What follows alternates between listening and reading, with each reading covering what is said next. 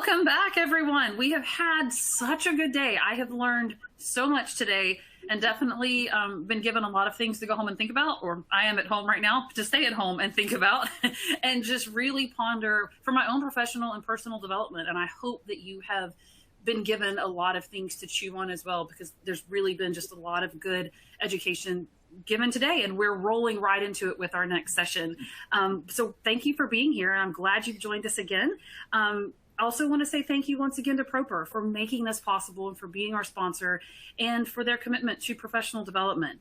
And also, First Case sponsored, or I guess First Case made it possible for there to be nursing CEs for this event. And so thank you to First Case for partnering with Beyond Clean.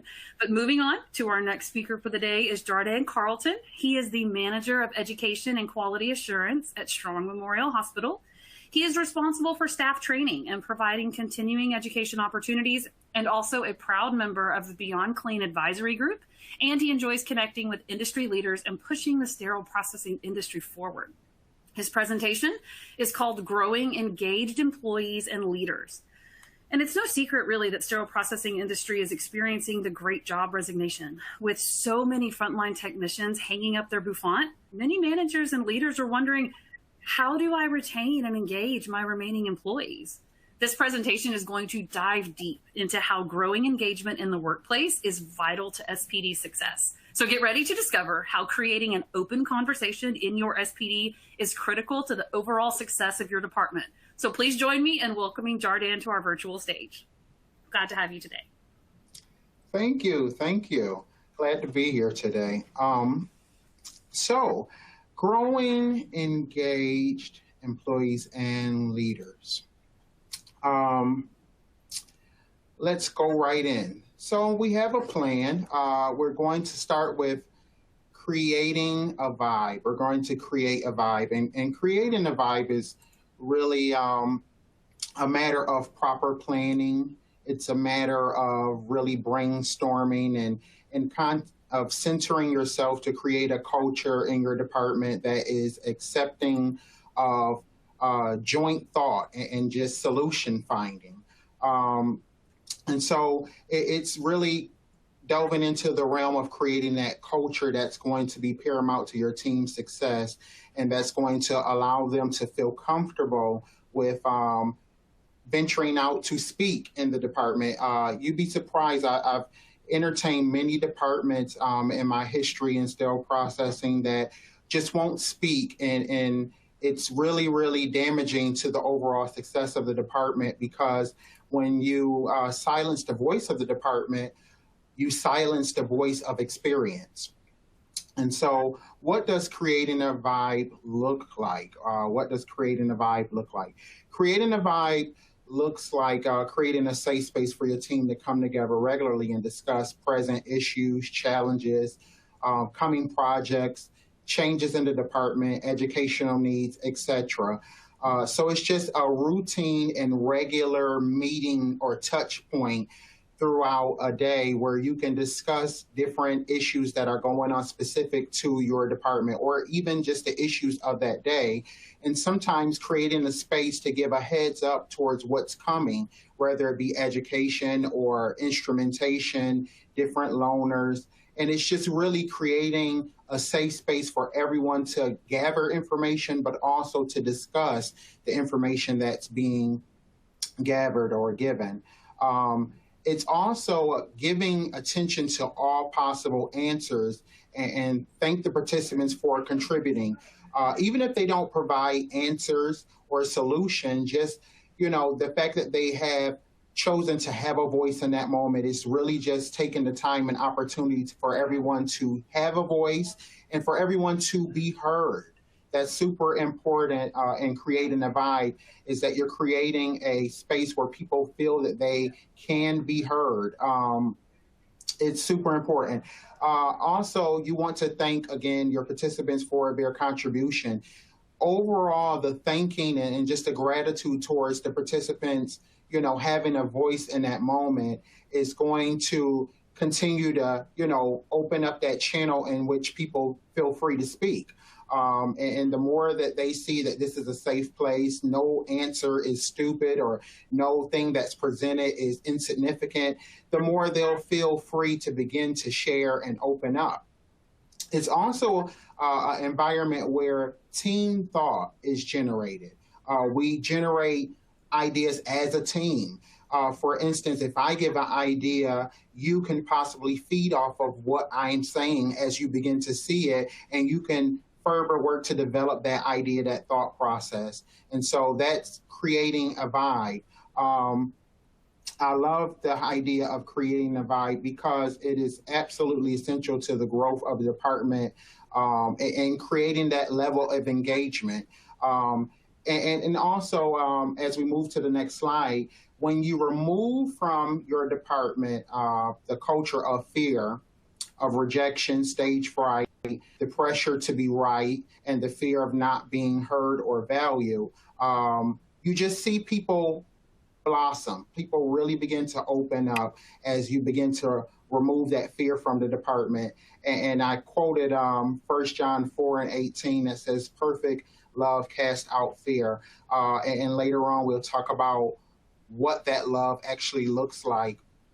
Removing fear from the department fosters courage and provokes solutions and suggestions. It's very empowering that there is no wrong answer. It's very empowering that everyone will be considered. Everything that's said will actually be given attention, and you know, everyone will listen to what's being presented. And it's very powerful that we can all hear what another person is thinking and begin to formalize our own thoughts and opinions based on what it is that we're hearing. It's also empowering that we can begin to work together to create or build upon what we're now hearing. And it's very honest. It's very integral that the leaders of the department, the actual leaders of the department, are presenting the challenges and are not holding back. Of course, you have to be careful with how you present these challenges, but definitely you want to create a culture and an environment that is honest, that is forthcoming about what's going on, and you can use discretion at how much you're willing to share. When fear of being wrong is the reigning attitude of your department, silence and disengagement will become the culture of the department, leaving all the responsibility of everything solely on the leadership. When people disengage, or when departments are silent, when the technicians are silent, when the staff is silent, it leaves the responsibility of everything on the department within the official leader's hands. Only they have the responsibility to advocate for change or to enact change in the department.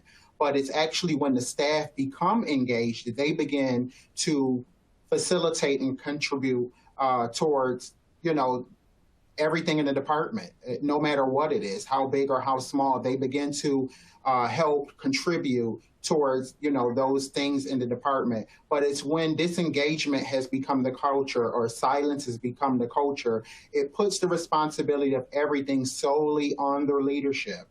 Staff will date the department. They won't marry the department because disengagement has been the culture of the department. They will date it. They won't make true commitment. They won't take on ownership. They actually become travelers, even though they're legit staff in the department.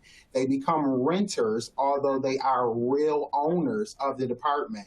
They will disengage altogether. And so, you know, I don't know what your history of renters are, but sometimes renters or leasers tend to, you know, not handle things so well, and they tend to not care as much when things are broken or not working or not up to par. It's because they don't have any real ownership or any real buy-in to those you know, that living quarter, and so they're not totally invested in the outcome or the overall, you know, success of that place. And so when staff are disengaged, they're not really invested into the overall outcome of those situations or the overall outcome of the department.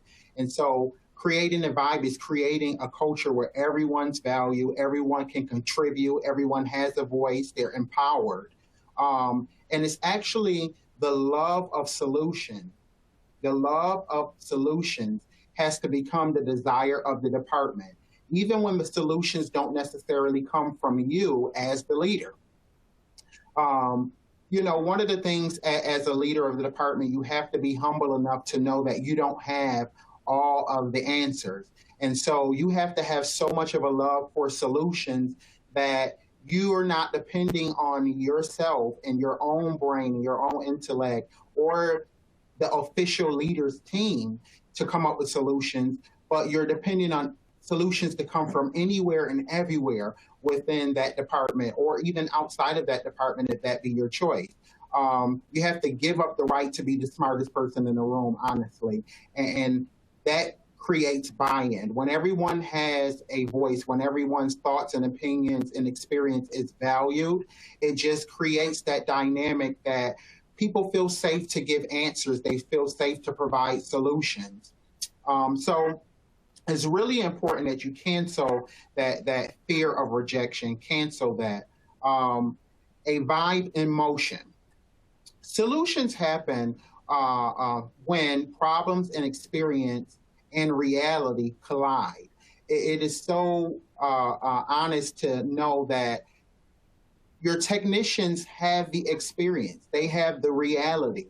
Oftentimes, current leadership and the leadership of the department, the official leadership of the department, they have a theory of things, they have a perceived way that things should go or that they will go, but it's actually the staff and technicians that have the experience and the reality. And so when that theory and the reality come together, oftentimes when those problems that are presented in that creating the vibe kind of environment, when those problems are presented, it's the staff that's going to bring real reality and clarity to what's actually happened.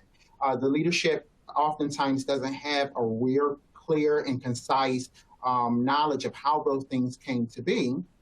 And so it's the staff that's going to fill you in. They're going to say, no, it didn't go quite like that, or it doesn't happen usually quite like that, and more often than not happens like this. And so it's in that environment of just creating a vibe through huddles and through touch points and through meetings that you're going to be able to know what actually is happening on a day-to-day basis, or even on a weekly basis or a monthly basis or bi-weekly basis, however you determine to make that time. But it's absolutely imperative that you make that time with your staff. I've been to many departments and I've worked in many departments where that time was not given. And so, and I think oftentimes the perceived thought process is that if we don't discuss issues or if we don't discuss problems, then they don't exist. But we all know that those problems do exist and they won't go away unless we have open, honest conversations about them. And one of the key things to this whole success is getting the staff to be open and honest and knowing that they will be heard. And so another thing of a vibe in motion is really just, creating that opportunity and really allowing us to brainstorm. It's the, considering the problem, considering the experience, and bringing it together to formulate that solution. And it can be done. It can be done. So identifying head turners. This is one of those parts of this whole creating a vibe that it's a secret agenda, but it's so necessary. It's a secret agenda, but it's so necessary. While creating the vibe, you'll begin to notice what's happening as people are speaking.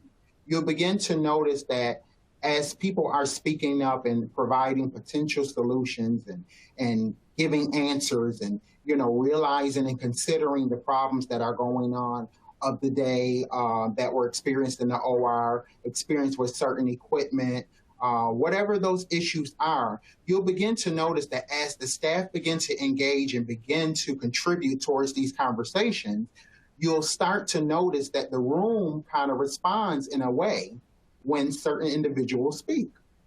So it's a hidden agenda. I love this part because you get to notice who is actually the unofficial leader of the department, who's actually leading the department. So in this slide, you see that we have a bunch of heads that have turned, and then we even have a owl there because their necks are can turn all the way around, and so that's kind of the thing of the owl. And so as you see those people are beginning to chime in and speak up, you'll begin to notice that people that may not necessarily be paying attention when you speak as the official leader, all of a sudden begin to perk up, and they're more attentive when their peers begin to speak. And that's because these are people who have been identified as important in your department. They may not hold an official position, but they are important to your staff members. They are important amongst those peer groups. And so it's extremely important that as the official leaders of the department, you begin to take notice to how the room moves, whose head turns, whose ears perk up, where engagement becomes an actual thing, who's speaking when everyone's engaged. How much are they listening when you're actually speaking? How much are they listening when certain individuals begin to speak up? And during what subjects are they actually starting to become engaged in these meetings and in these encounters?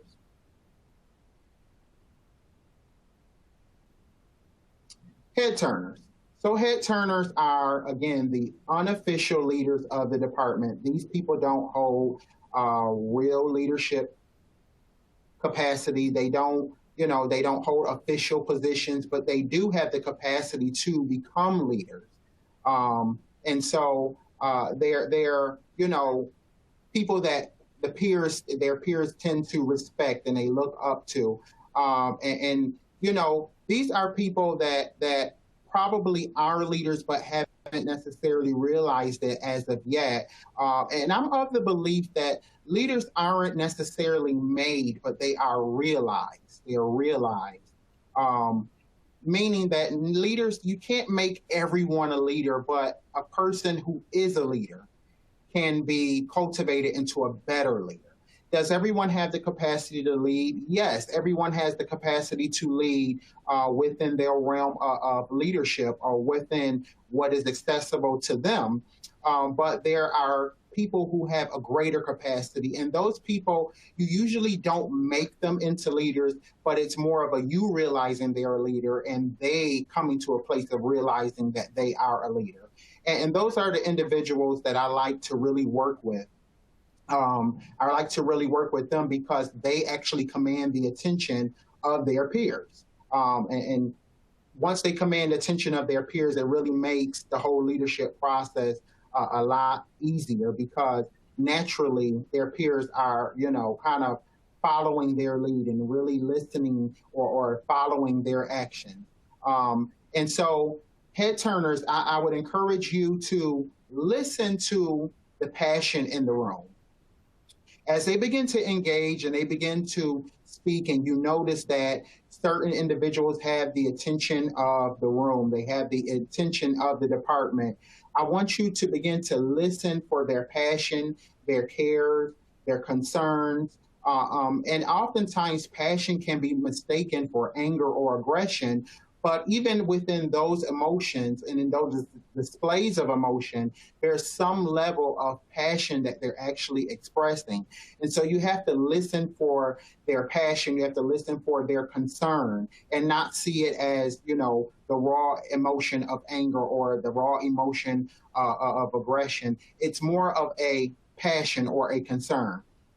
And then you have to know that when you open up these environments or these huddle opportunities, these meetings, that there's going to be some people or individuals who would probably just complain. But complaints are the result of powerlessness. Complaints are the result of powerlessness. But because you have created this meeting, this gathering, this huddle opportunity, you've created this vibe where people can feel empowered to speak and have a voice. Now you can actually, as the official leaders, spin the conversation so that they understand it's not about us not having power. We're actually creating this moment in space and time so that we can talk about potential solutions. This is a platform for solutions. And so while we recognize, we do have a lot of issues, we don't want to focus on just speaking merely about the fact that we have issues. We want to actually open this up to finding potential solutions and hearing suggestions about the issues that we're having. So you might have to redirect these meetings. You may find yourself having to redirect these meetings. You always have complainers in the group, but you simply just redirect them and continue to have these meeting points and keep it solution-based, solution-oriented. It's really going to help to steer, the ship in the right direction.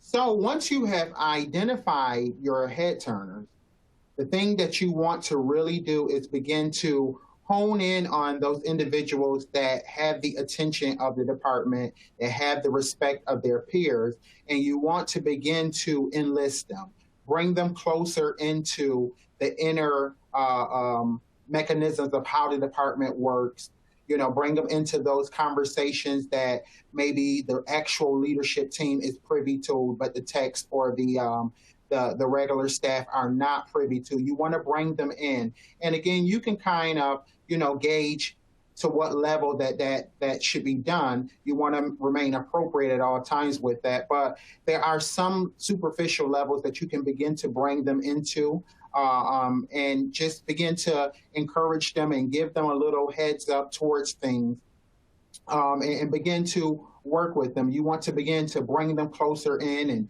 and that may mean you want to start, telling them, listen, I'm considering all that you're saying. I realize that you're actually one of the peer leaders in this department, or you have the potential to go a little bit further and people actually listen to you. So you want to begin to kind of enlist them, bring them closer in to development. After all, these individuals, these head turners, are the people's champion.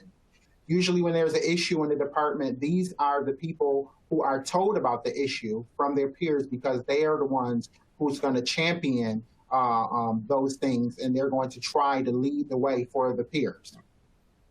So you want to begin to bring them closer in. These are people who have shown interest. As you begin to enlist the head turners, you actually create an open channel for you to begin to give them overall vision. As you give head turners overall vision, they're going to buy into what you're saying because they're invested. They're passionate people. They're concerned. These are people who, are extremely passionate about what they do, and they feel, firmly that they've been called to this branch of work. And so they're going to begin to buy into the overall success of the department, and they'll begin to grab their peers' attention and bring them in to the vision. And then that's how you're going to begin to shift the dynamic and the culture of the department and create that whole total engagement. And so another way that you can begin to kind of enlist your head turners is through grooming and through training. You can offer them, chances to read upon different literature and resources that you found to be of help to you, or possibly, you can sign them up for courses or classes, or just make them privy towards meetings that they probably have never gone to.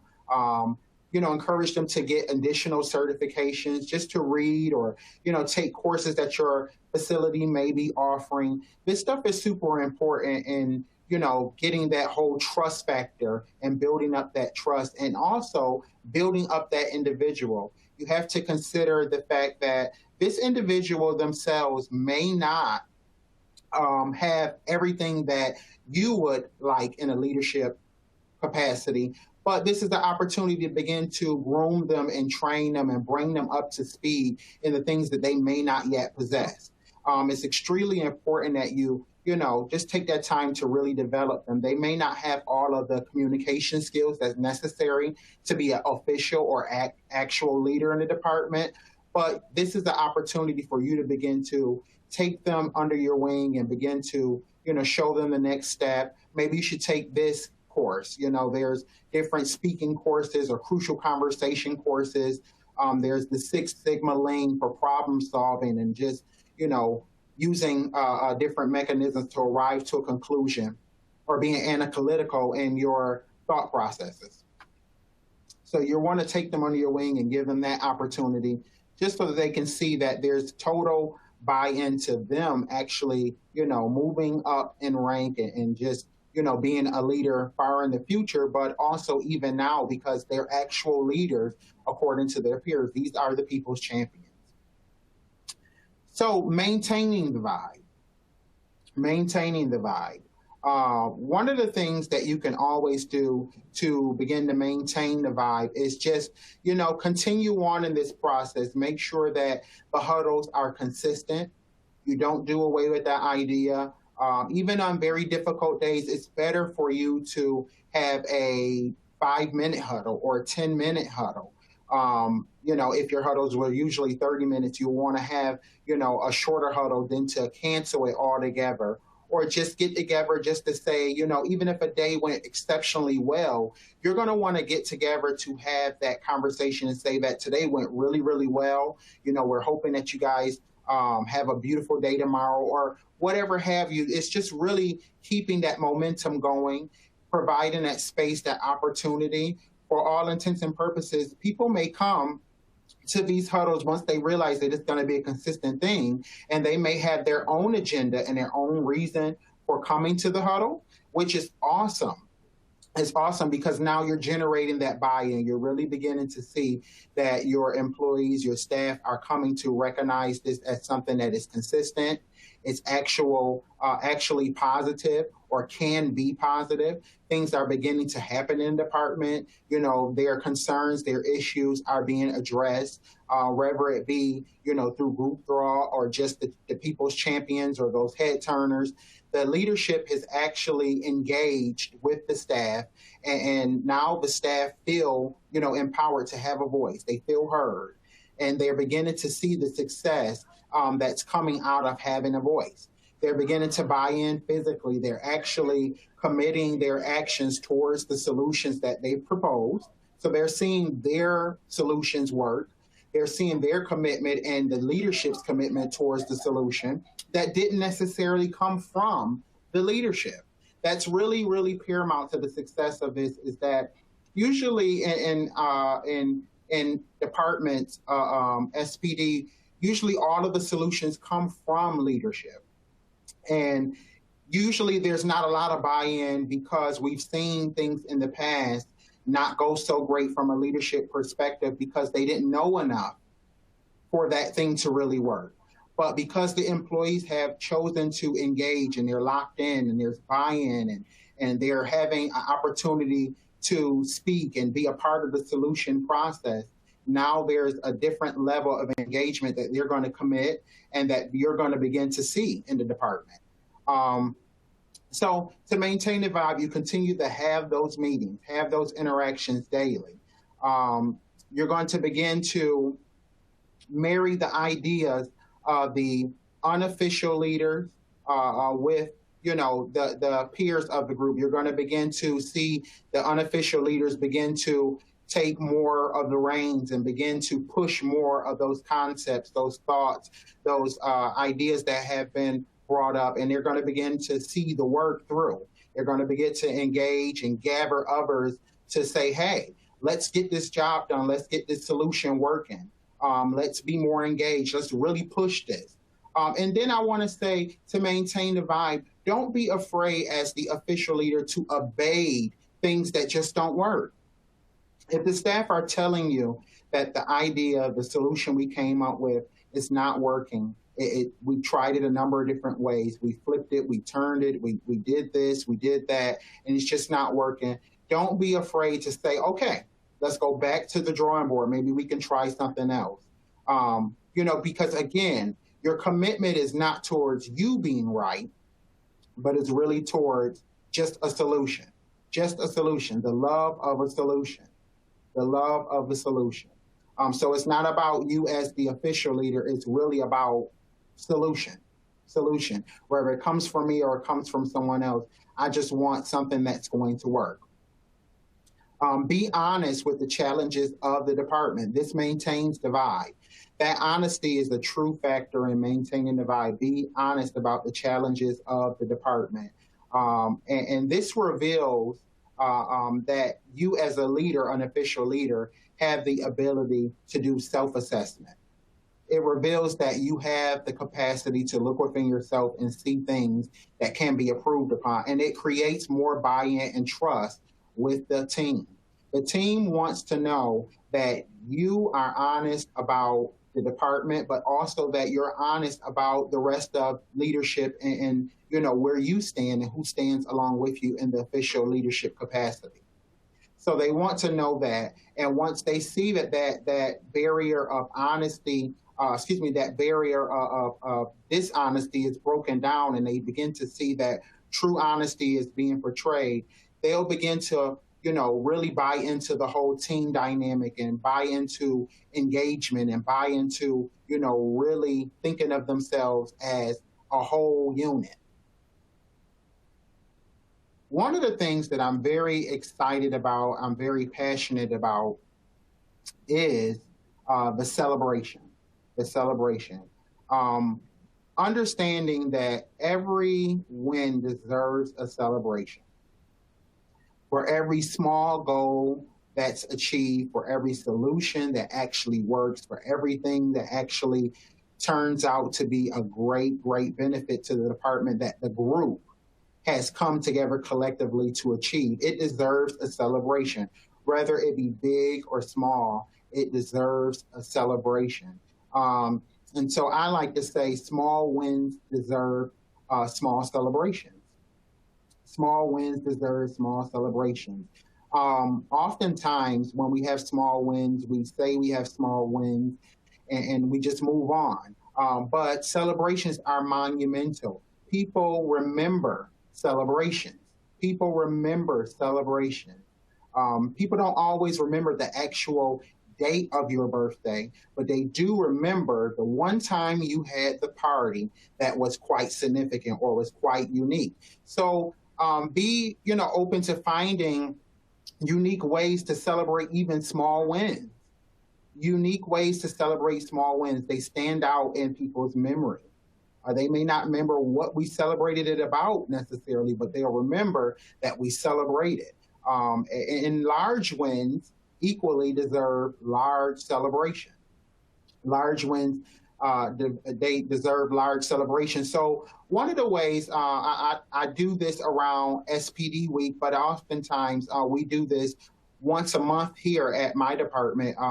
We give away gift cards. So what I encourage the staff to do is if they can identify a peer who has went above and beyond in the department, they are allowed to write a card that recognizes that peer, and perhaps they put what they observed that peer doing.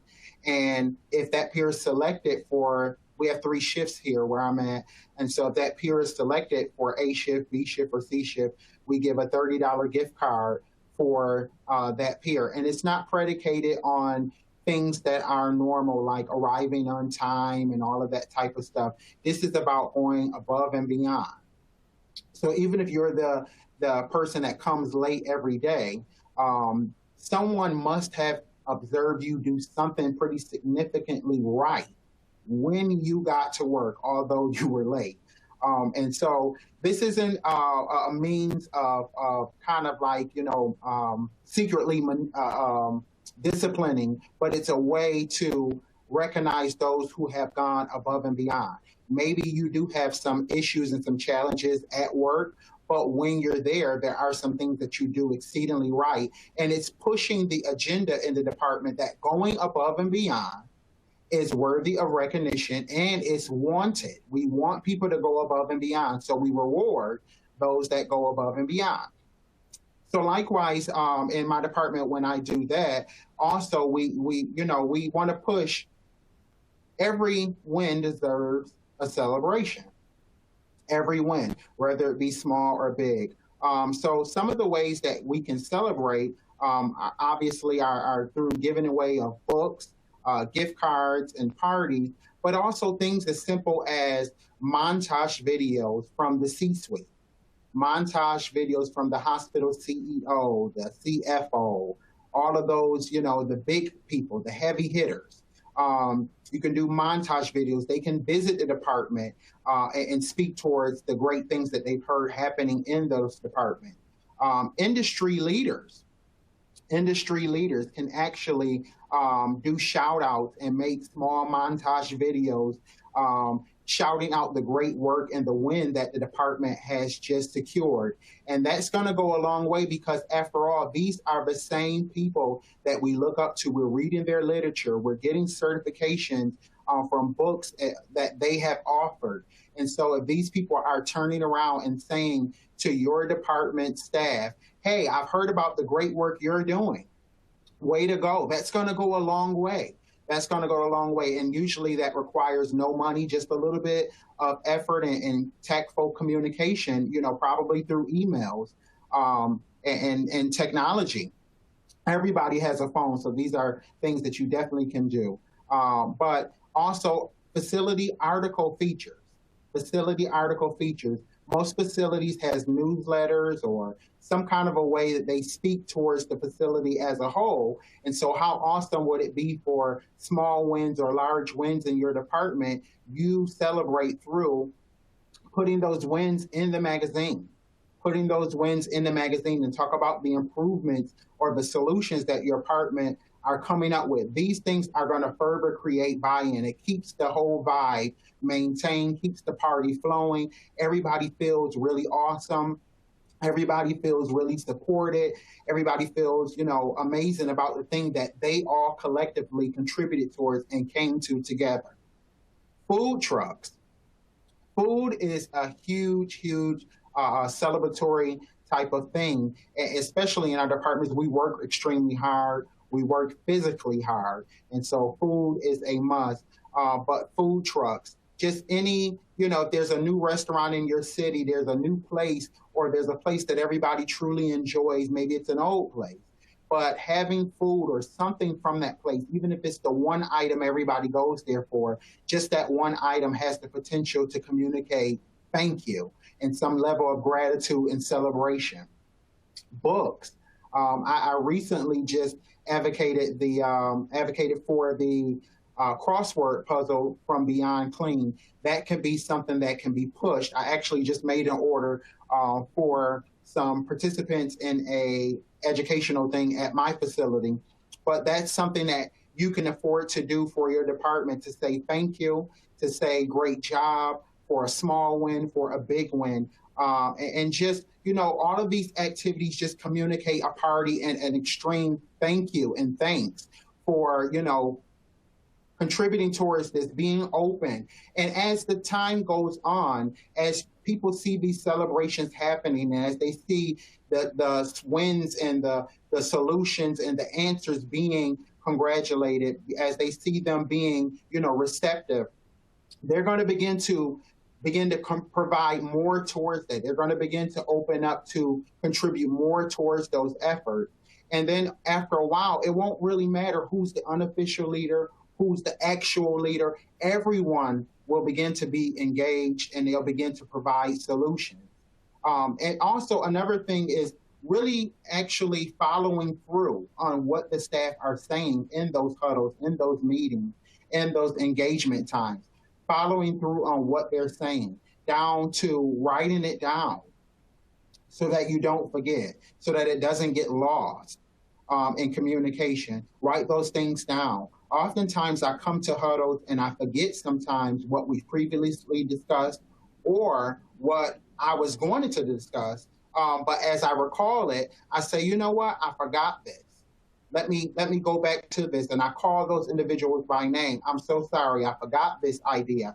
I forgot you told me this. I forgot you asked me this. And then sometimes I'm mindful enough to say in those group sessions, hey, it was so-and-so that told me. It was John. It was Mary. It was, Alvin that told me, hey, we need to work on this or we need to do this. And so they know that individually, they know that I have not forgotten their significance. You see that? So I'm mindful to call out names. I'm mindful to call up ideas or potential solutions that so-and-so or different individuals have suggested, so that they would know that I have not forgotten their significance, their role, their contribution towards our huddle and our solution. The more we contribute as individuals and engage in the department, the more we'll see departmental growth. We'll see team growth. We'll see, our department really begin to win as a unit. And that experience, the joy of that win, will be something that's shared. It'll be something that's shared. Oftentimes, I've seen in departments where the director or the management has chosen to say, this is something to the department. Hey, this is something we should all be excited about. This is something that we have won as a department, and the department never even knew that it was a thing. They never knew that it was happening. They never knew that we were, they knew that the issue existed. They didn't know that they contributed in the success or solution to this problem. So when you have these huddles, that's why it's important to bring up the problem. It's important to gather information and allow them to be able to engage in the solution, so that when it's time to celebrate, they know why they're celebrating. They know why we're actually happy. They know what we're actually celebrating about and who contributed towards those solutions, who contributed towards those answers, contributed towards the conclusion of those problems. Lastly, I like to say this is epaphatha, which means be open. Be open as department directors, be open as operations managers, supervisors, the official leaders of the department. Be open to the discovery of your department finding its voice. Be open towards that. The discovery of your department finding its voice. It is a little scary. You don't know what people are going to say in huddles. You don't know how they're going to express, what language, how they're going to choose to communicate, what it is they're communicating, but be open. Be open and allow that process to just be that, a process. It is somewhat a slow process, but as you remain consistent, as you remain open to that process unfolding, as you come daily with a positive attitude towards what that process entails, it will begin to manifest into a positive environment where solutions are created, where people are open to engage, where the unofficial leaders are then causing the department peers and those around them to become engaged and participate in those solutions. The actual leadership will feel more that the department is supporting them.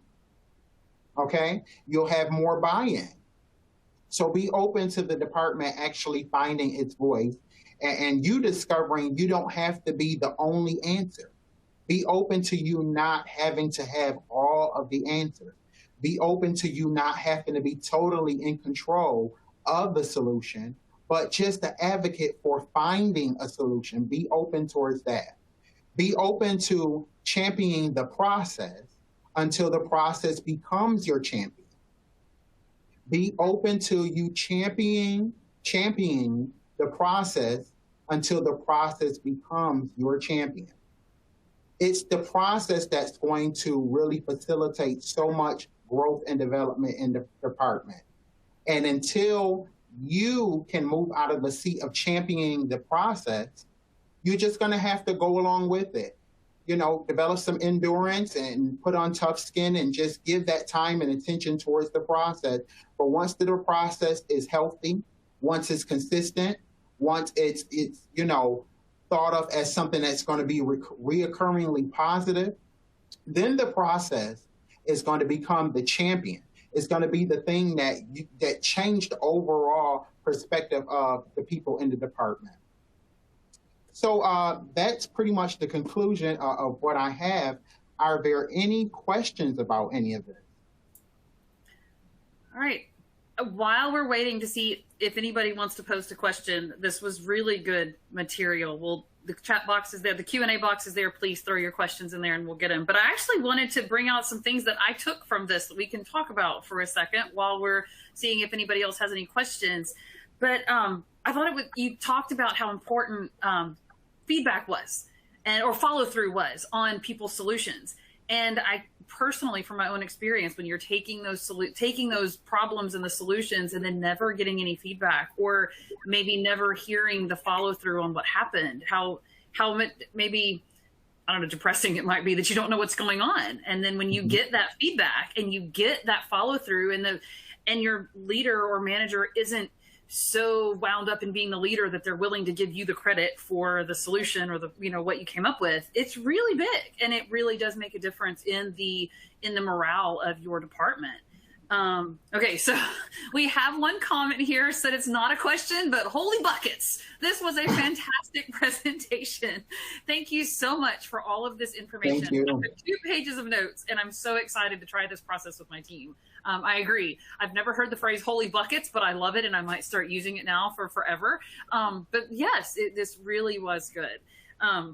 There was also something that you said that made me think back to Lindsay's presentation as well. You were talking about when you're grooming and training and how it might not be the person that you would think of as a leader, which made me jump back to this whole limiting mindset idea, that maybe you have a limiting mindset of who a leader looks like or what that person should be. And so breaking through that limiting mindset to recognize who your leaders are and grooming them. So just tying the wonderful part of the day together, I think there's value in that, and recognizing that who the leaders are and how you find those head turners, for sure. You definitely have to break through that mental barrier of what you think leadership looks like, and recognize that there's a natural selection of the peers. They have selected a person that you wouldn't have selected, but they have selected that person. And so grooming that individual, saying, okay, this is who you guys have chosen. This is the people's champion. I'm going to groom this person. It doesn't mean that it always works out perfectly, but they'll begin to see that you're bought into completely a solution and not necessarily your mindset towards what the solution should be. You're not totally trying to control everything. You just want to control and facilitate a solution for the department, and it's just that simple. Yeah, no, absolutely. That really was a really good point. I hadn't really thought about that before, and then thinking about the last presentation with that mindset and overcoming that. This has been really good. We've got several more comments, all comments about how great this was. I think you've been able to resonate with quite a few people out there who can take this information and put it into practice in their own departments, which is definitely the goal. Marlene said this was a really good session with great points. Got somebody else said this really resonated with them. So just really a lot of people very benefited from this presentation. Is there anything else you want to add? Any other points or anything else you'd like to say before we wrap up for today? I'd just say that just be very open at all times during this process. It may be grueling, and it may go against your personality. Oftentimes it does, because you have to stand back and watch something unfold before you that you're not totally in control of, being that you have so many different voices in the department. But allow those voices to have significance and have their moments. There's times where I've heard conversations and comments that had nothing to do with anything. But I was able, because I was engaged to what they were saying, I was able to spin how that was perceived, spin what was actually said, and make it something that could be perceived positively, or just, create. I generated buy-in because we didn't have to listen to that, but we chose to. And you were significant, even though that didn't matter at all. You are significant to this team, so I'm going to give you a moment. And so just allow yourself to get over your own personality enough to let the process really work for you. And I think people will find that it takes some time, but it will work. Okay, we have a question. We've got time, so let's take this question. How can you be opened so the department can have a voice? Please elaborate. So what you can do is just provide that space and opportunity. That's being open because you created a space within the day. So if things generally quiet down for you around 3 p.m., then have that meeting or that huddle at 3 p.m. and then you're going to create, let's say, 15 minutes. We're going to have a meeting from 3 to 3:15 to discuss the issues of the day, the issues of the week. And so that's an opening there. I'm giving space, opportunity, and time. And then, you guys, this is the opportunity for you to begin to share and different responsibilities. So if someone was in decontam today, ask that person, how was it in decontam? Did you experience anything today? So that kind of generates conversation. It gets them to be able to realize that you're looking for feedback from them. So that's being open, not necessarily controlling or judging what they'll say, but just allowing them to have that moment of a voice. Is being open. It's just really facilitating a group therapy session that we're all going to participate in. We're all going to, get something out, put something in. Excellent, excellent. And when people know that they have the freedom to voice their opinions and solutions, and that they're going to be received, and that the leaders want to hear them, I think that encourages people to continue voicing things they've noticed and the solutions and the ideas they have, because they know that somebody's going to listen to them. I think that's a very good idea. Good suggestion. Okay. I don't see any more questions coming through. This has been a wonderful presentation. We will have a break here when this is over, but you will be redirected to our final session for the day. You can connect with Jardan through his email or LinkedIn, and he will be able to answer any other questions that you have. Plus, this presentation will be available on demand, where you can access all of this information again at your leisure. Share with anybody else in your department that you would like to. We are going to take a quick break. You have time, get a snack, go to the restroom, get a drink, do whatever you need to do. Come back and join us for our last session. But thank you for being here, Jardan. Thank you for this presentation. This was wonderful. And we will see you guys at our next session. Thank you.